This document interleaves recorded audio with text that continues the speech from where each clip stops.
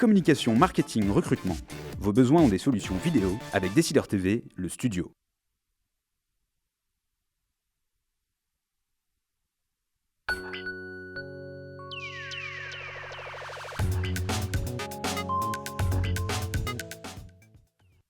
Les décideurs de la gestion, bonjour, vendredi, fin de semaine et milieu de journée. Nous faisons le point sur l'actualité économique, l'actualité financière.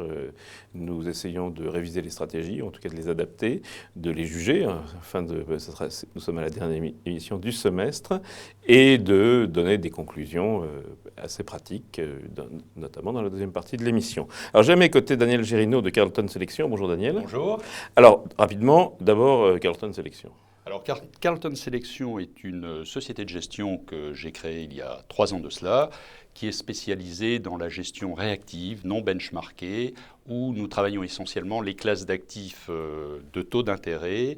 Nous travaillons également les produits d'allocation d'actifs et des fonds de trading et également un fonds sur les matières premières. Donc ça prend du risque. Le but, c'est de prendre plus de risques ou d'éliminer le risque? Alors, le but, c'est d'arriver à faire de la performance, évidemment, régulière, en évitant les drawdowns, tout en captant une part de la performance du momentum du marché. Bien, on va y revenir, on va parler de vos process de gestion. Tout de suite, les impressions macro.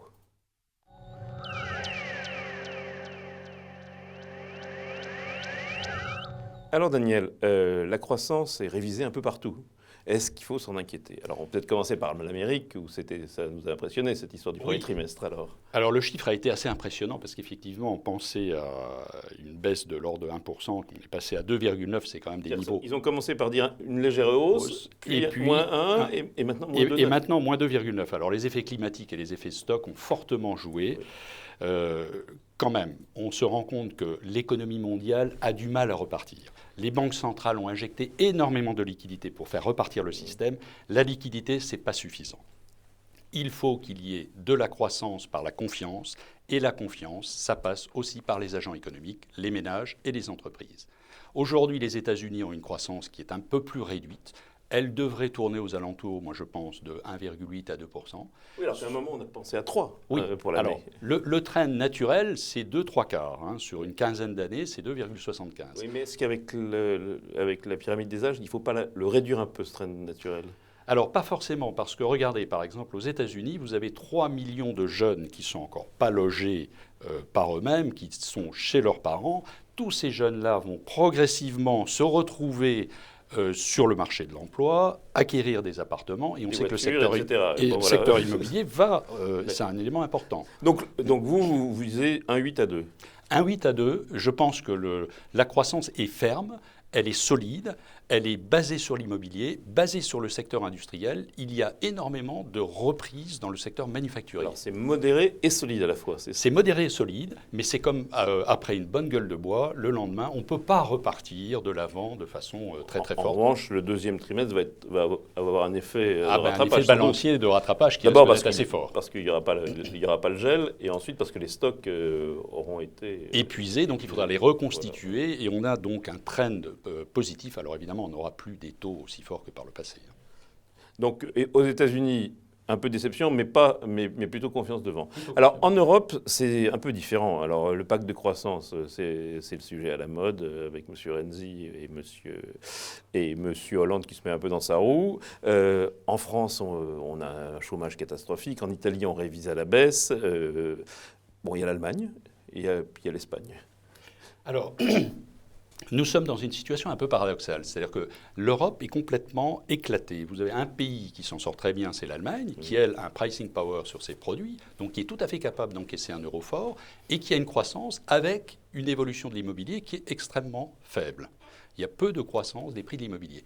De l'autre côté, vous avez le vent. Que tout cet argent, toute cette masse monétaire, elle ne se met pas dans les actifs, elle se met dans l'industrie et dans les PME, dans les entreprises de taille moyenne.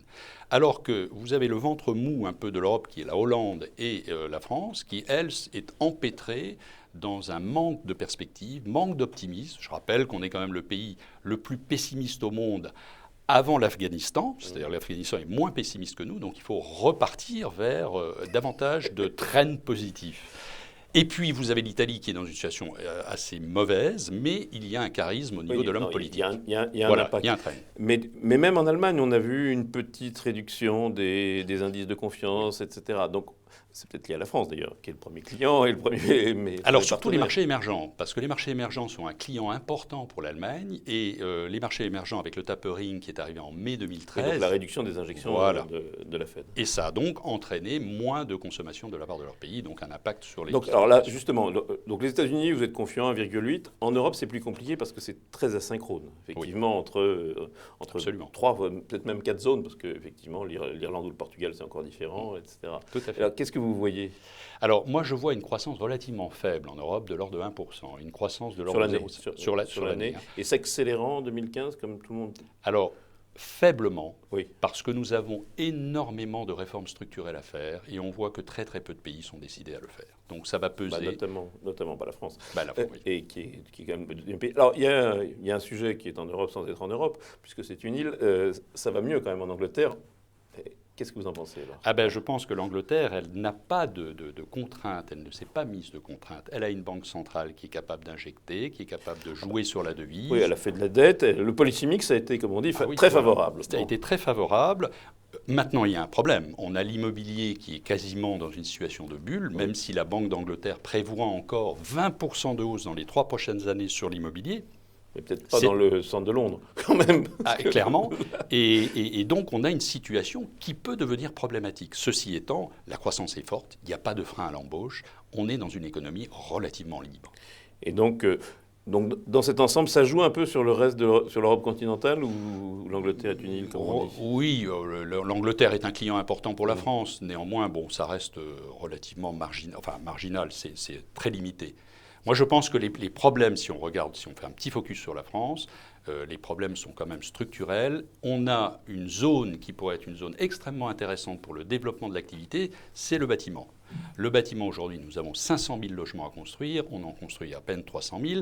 Il faut libérer de toutes ces contraintes que nous avons. On en a remis une couche chaque année, pratiquement depuis 15 ans. Alors que le secteur du bâtiment est un secteur extrêmement dynamique, est un secteur qui crée de l'emploi, donc il est nécessaire de le redynamiser, de lui laisser toutes ses marges de manœuvre. Alors toujours macro, juste, vous en avez dit un petit mot, les émergents. Donc on a l'impression que la croissance potentielle est plus faible, mais est-ce que finalement, là, après la claque qui a été prise, on peut recommencer à raisonner et avoir un peu d'amélioration? Alors, il y a deux types de pays émergents, ceux qui ont des matières premières, ceux qui n'en ont pas. Alors, il est clair que ceux qui ont des matières premières ont pas mal souffert, parce que les matières premières, depuis mi-2011, ont baissé, ont bien repris depuis le début de l'année, mais ont été terriblement impactées par la politique monétaire américaine. Oui. Et de fait, ils se sont retrouvés piégés par des retraits de capitaux importants. Lorsque les capitaux sont arrivés, pour maintenir leurs devises à des niveaux relativement bas, ils ont augmenté leurs réserves de change, créant une situation d'excès de liquidité, donc inflationniste, et donc une action sur les taux qui leur a été défavorable dès que les capitaux se sont retirés. La question, c'est quand même, est-ce que la Chine stabilise un taux de croissance qui, pour nous ferait rêver, mais suffisant pour finalement prendre les populations qui viennent des campagnes et leur donner un job et un logement? Alors ça va être très long parce que dans les campagnes, c'est effectivement le Moyen-Âge par rapport au XXIe siècle sur la côte Est, mais il n'empêche que la Chine est rentrée dans un processus de croissance stable, solide. Donc il y a du mieux. Il y a du mieux, tout comme les autres pays d'Asie du Sud-Est. Ils sont plus vers une recherche de stabilité que vers une recherche de croissance très très forte. Donc tout ça, ça va pas si mal, et ça va pas si mal parce que ça va pas trop vite, aussi bien évidemment aux États-Unis que là-bas et un peu chez nous. Il est nécessaire d'y aller avec prudence après le choc que nous avons eu. On n'aura pas une recovery très rapide ni très forte. On va être obligé d'être dans une période un petit peu de convalescence, mais ça signifie, comme les marchés financiers sont toujours un peu en avance sur l'économie, eh bien évidemment les marchés boursiers en ont profité. Ce sera la fin de ce chapitre. Nous passons aux réalités micro.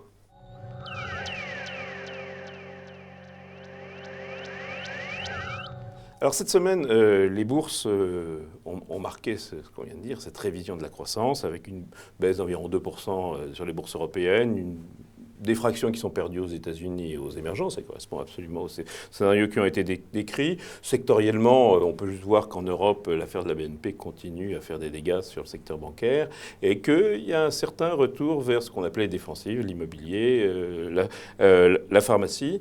Alors à l'inverse, très grande stabilité sur les taux et alors surtout sur les changes. Alors Daniel, je voudrais vous demander, la Banque centrale fait tout ce qu'elle peut pour rentrer dans cette fameuse guerre des monnaies, pour faire baisser finalement le change contre l'euro, contre le dollar, etc. L'euro ne bouge pas. Alors, effectivement, c'est très bon constat. L'euro ne bouge pas. Pourquoi l'euro ne bouge pas? Tout simplement parce que la balance des paiements courants de l'Europe est excédentaire. Il n'y a aucune raison de voir l'euro baisser. Alors, ce qui est important sur l'euro... Parce que nous, on est excédentaire et les Américains ne le sont pas. Voilà. Mais les Japonais le sont quand même. Et voilà. Ils sont rentrés dans la guerre des monnaies. Alors, et les Chinois, un peu timidement, mais aussi. Donc, exactement. Alors, on est les dindons de la farce un peu. On est la variable d'ajustement, en quelque sorte. Mais les Américains agissent sur leur devise. Les Chinois ont laissé monter, apprécier leur devise, mais jusqu'à un certain stade. Là, il y a une accélération quand même de l'appréciation du yuan. Et on voit les Japonais qui, au contraire, ont tapé sur leur devise pour être de plus en plus compétitifs. Donc on est dans une situation de guerre de devises, sauf que l'Europe n'a pas les moyens de le faire. Alors Mario Draghi a fait quelque chose de très bien, parce qu'on a des très bons gouverneurs de banque centrale. Maintenant, il y a 3 semaines, il a annoncé quand même clairement que des mesures qui, si elles avaient été, ou quand elles ont été prises par la Réserve fédérale américaine, faisaient baisser la devise. Et donc, mais chez entre-temps, ce n'est pas le cas. La croissance américaine sur la révision sur le PIB du premier trimestre a été catastrophique, c'est-à-dire moins de 9, ce qui n'a pas entraîné un engouement sur le dollar. Moyennant quoi, l'euro est resté accroché à ses parités. Alors moi, je pense que l'euro baissera un peu, mais très très peu. Le phénomène important pour les parités, c'est les différentiels de taux d'intérêt. Ça, c'est extrêmement important. Là, on s'est mis au tapis. On n'ira pas beaucoup plus bas, donc voilà. On peut espérer que le dollar remonte un peu un jour. Voilà. Mais encore une fois, cette semaine encore, ou la semaine dernière, les gouverneurs de la Réserve fédérale disent tous il n'y a pas le feu. Il n'y a pas le feu. Et on a eu une petite étincelle hier, lorsque un membre de la Fédérale Réserve a annoncé qu'on pourrait remonter les taux un peu plus tôt. Vous avez vu la réaction de la bourse. Donc, on voit la sensibilité de la bourse au niveau de taux d'intérêt américain. C'est quelque chose à surveiller de très très près. Alors pour le reste des reality micro, pas grand-chose. Le dossier Alstom va vers une fin, ce qui ne sera pas une fin extrêmement simple sur le plan boursier, puisque l'indemnisation des minoritaires sur les blocs qui vont passer de Bouygues à l'État n'est pas évidente à connaître. Le dossier BNP Paribas évolue comme il évolue, donc on va vers un règlement, et la question, c'est plus que l'amende, c'est probablement les sanctions indirectes. Si BNP Paribas reconnaît ses torts, il peut être privé d'une licence, du fait de pouvoir émettre des obligations, des actions avec des fonds qui ont des contraintes. Les réalités micro aussi, les introductions en bourse se sont poursuivies avec, par exemple aujourd'hui, un succès pour la COFAS, qui fait un métier qu'on comprend bien, qui a été tapé dans le bas de la fourchette, et je dirais à l'inverse, Worldwide, la filiale d'Atos, qui est un peu boudée par les marchés. On voit, puisque j'ai une question, faut-il se précipiter sur les introductions en bourse? Non, on voit bien qu'il faut être archi sélectif. Sur les autres valeurs, il y a des valeurs qui se mettent en évidence, comme Eurotunnel, mais ça c'est peut-être lié à ce qu'on vient de dire, sur le fait que parce que s'il y a une valeur qui bénéficie de la croissance au Royaume-Uni, c'est probablement Eurotunnel. Donc il y a le bloc, l'État a vendu un bloc de GDF Suez qui a été mal accueilli par le marché. Et les opérations, d'une manière générale, continuent à alimenter la bourse. Cette semaine, on a eu Monsanto, le leader des semences ou des OGM, suivant ce qu'on voit, qui s'intéresse à une société qui s'appelle Dialogue, qui est un spécialiste des engrais européens. Donc une bourse qui s'ajuste, comme on le disait tout à l'heure, plus qu'une bourse qui marque des fortes variations d'une semaine sur l'autre. La plus forte hausse de la semaine, c'est Alcatel. C'était la plus forte baisse probablement la semaine dernière, ou la semaine d'avant, c'est un exemple. Nous passons maintenant à la gestion et à la stratégie.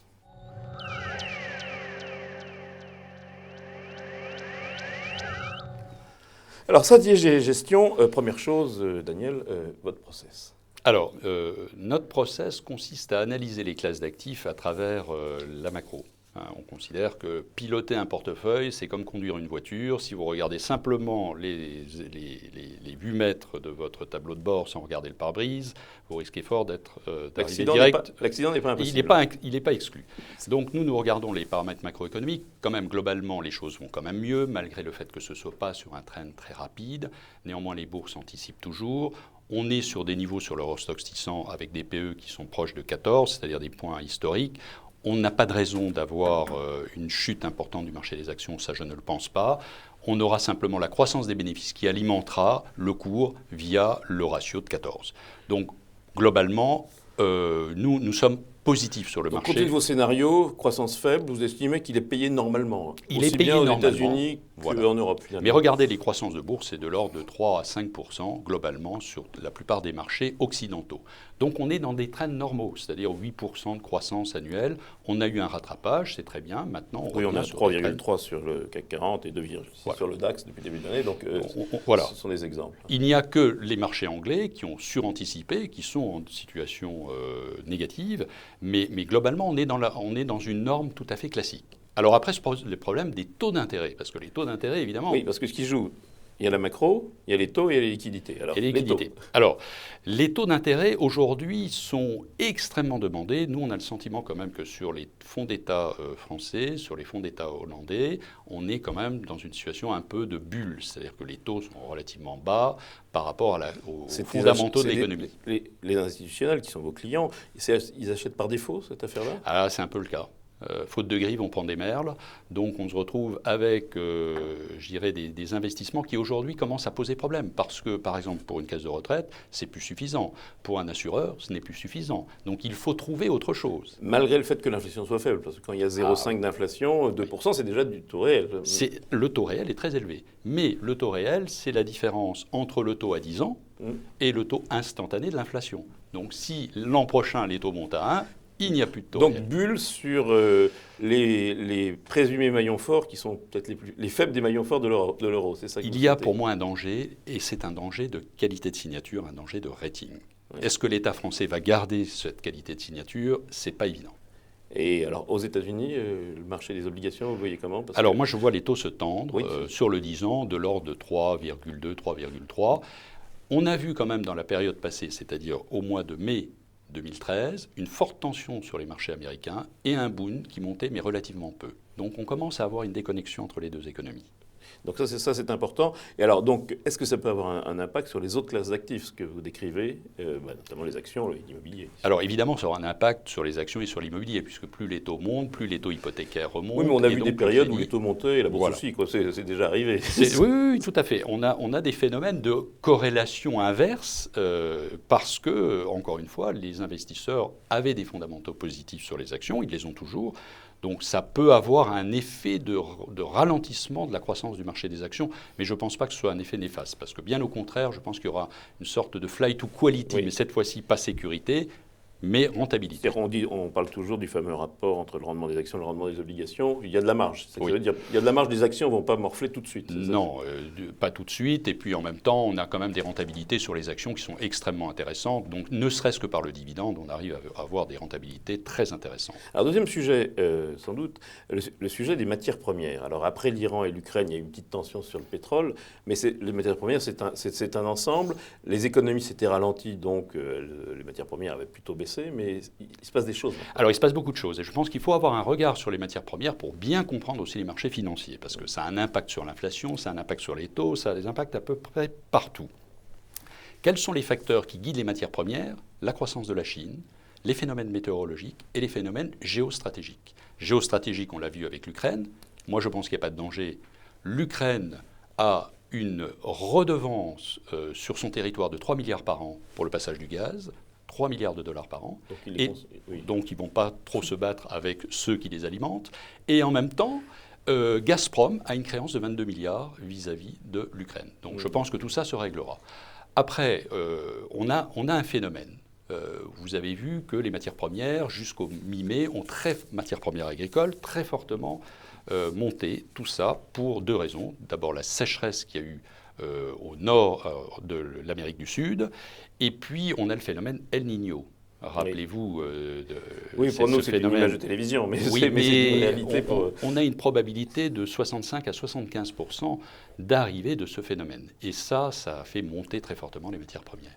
Donc notamment agricole et notamment café, cacao. Quoi. Voilà, alors café, cacao, c'est un peu particulier. Est-ce que c'est de la spéculation? Parce que c'est très impressionnant. Non, c'est des problèmes de stock. Effectivement, le café qui a un peu rebaissé, mais a atteint au point haut depuis le début de l'année une progression de 83%. C'est quand même énorme. Oui, si on avait fait de l'ETF ou je ne sais pas quoi, ça peut être extraordinaire. Donc sur les matières premières, on est plutôt sur une tendance de hausse? On est plutôt sur une tendance de hausse, tout comme sur les métaux industriels, où là on voit que des phénomènes géostratégiques comme par exemple l'Indonésie qui a interdit l'exportation de minerais fait monter le nickel, fait monter le fer, puisque la Chine est extrêmement demandeur de ces minerais.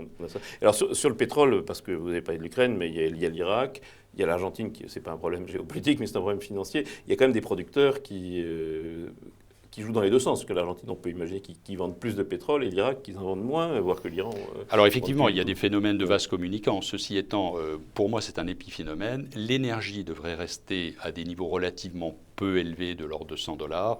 Oui, on a ce décalage. Ça arrange tout le monde. Ça arrange les gens qui font du gaz de schiste, ça arrange tout le monde. Ça arrange tout le monde. Il ne faut pas que le pétrole baisse trop, il ne faut pas qu'il monte trop non plus, parce qu'il y a la concurrence du pétrole, du gaz de schiste, qui est quand même très importante. Oui, c'est-à-dire que c'est comme l'or, plus ça monte et plus on va en chercher. Et plus c'est intéressant. Donc le deal Arabie Saoudite, entre guillemets, pour ajuster continue. Un statu quo de l'ordre de 100 à $105. Alors, au jour d'aujourd'hui, qu'est-ce qu'il faut faire, nous demande Jean-Pierre, par exemple. Quels sont les thèmes que vous suivez ou que vous recommandez de suivre? Alors nous, on pense qu'il faut toujours être positionné sur le marché des actions. Simplement, il ne faut plus du tout attendre les performances que l'on avait sur 2013. Oui, on dit 2 ans d'embellie, et qu'est-ce qui va se passer? Et alors, un marché un petit peu plus en taux ondulé, mais de toute façon, le marché des actions, vous n'investissez pas pour 8 jours ou pour 6 mois, donc vous avez un peu le temps devant vous. Les dividendes finissent par vous payer votre action, donc c'est quelque chose qui est quand même, si on est sur des valeurs, des belles valeurs, il n'y a pas d'inquiétude à avoir. Sur les taux longs, moi, je serais beaucoup plus circonspect. Je pense que ce n'est pas inintéressant de regarder certaines actions de pays émergents. Vous avez des actions de pays émergents ainsi que la dette émergente. Alors évidemment, il faut être très sélectif, mais quand on regarde le marché indien, avec l'arrivée du nouveau pouvoir, on a quand même des perspectives qui se sont bien ouvertes, avec des résultats qui sont tout à fait intéressants. La Chine peut être aussi un segment intéressant, même si la croissance est faible, parce qu'il y a un engouement maintenant des investisseurs sur le marché action chinois. On revient sur le marché chinois. On fusionne Hong Kong et la Chine, les deux compartiments, donc il y a un intérêt. Alors, après, vous avez des pays comme l'Italie. L'Italie a été extrêmement performante. Ça a été formidable, mais parce que c'était la convergence à la fois des taux et peut-être aussi des multiples d'évaluation. Et la reprise de confiance par un pouvoir politique qui redonnait un petit peu l'appétit. C'est ce qu'on avait vu avec M. Abe au Japon, c'est ce qu'on voit avec M. Renzi. Tout à fait. Quand les premiers ministres donnent confiance, ça peut coller. Il suffit de se rappeler ce qui s'est passé avec Roosevelt en 1932. Oui, alors ça partait de plus bas aussi.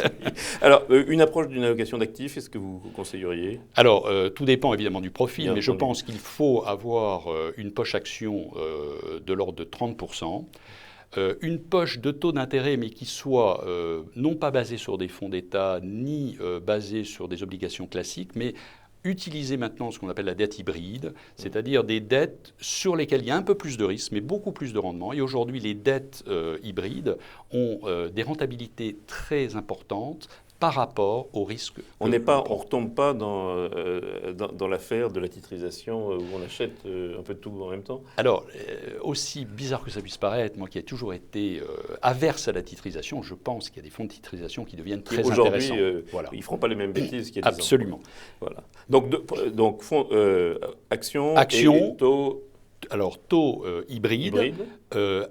Dette émergente. Et un petit peu de commodities, mais en petite quantité parce que c'est assez volatile, mais également d'actions émergentes très sélectionnées sur certains pays qui ont du potentiel. Les actions émergentes et les matières premières, ça évolue peut-être un peu en Alors, tout dépend de ce que vous prenez comme matières premières, agricoles ou métaux industriels ou métaux précieux. Regardez l'or, il y a eu un petit redéclenchement. L'or fait quand même 10% depuis un an, c'est pas nul. C'est pas nul, c'est pas nul du tout. C'est pas nul, même s'il y avait une forte baisse précédemment. Voilà, mais c'est pas nul. Le timing est important. Nous passons au dernier chapitre, les conseils.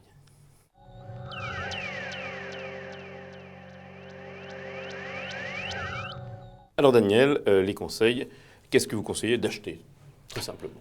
Alors, moi, je conseille de rentrer sur des valeurs non pas cycliques, mais sur de la value, parce qu'il y a un gros décalage aujourd'hui. De faire attention aux valeurs small et mid cap, qui ont quand même pas mal progressé. Il y a une petite bulle. Là, il y a une petite bulle, donc il faut progressivement s'éloigner un petit peu de ce marché.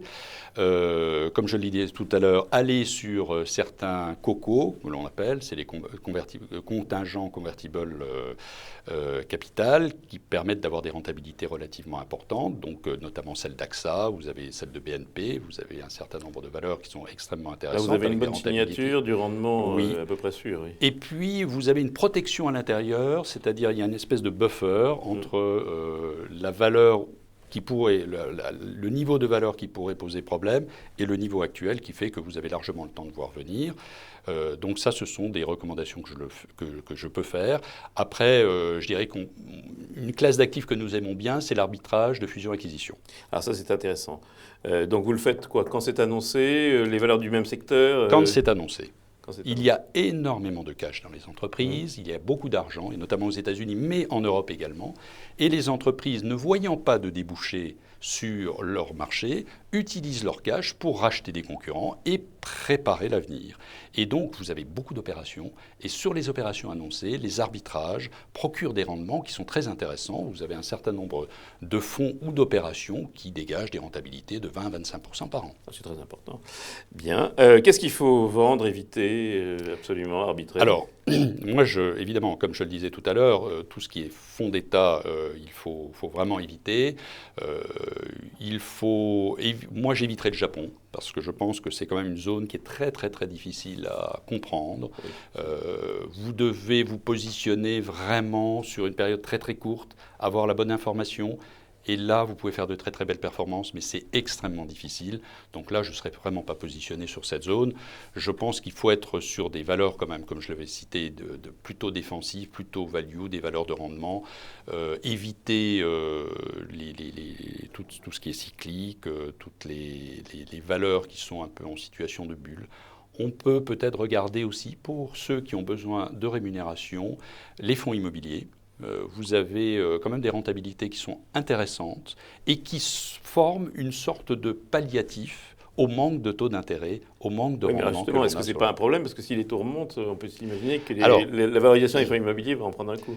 Pas forcément, parce que vous avez un actif qui est généralement positionné dans les bureaux, proche de Paris, qui a une forte rentabilité, et là, c'est une valeur de rendement. Un joker, s'il y en avait un? Alors, le joker, ce serait les matières premières. Les matières premières sur les métaux. Et sur les métaux, non sur les métaux, non métaux ferreux.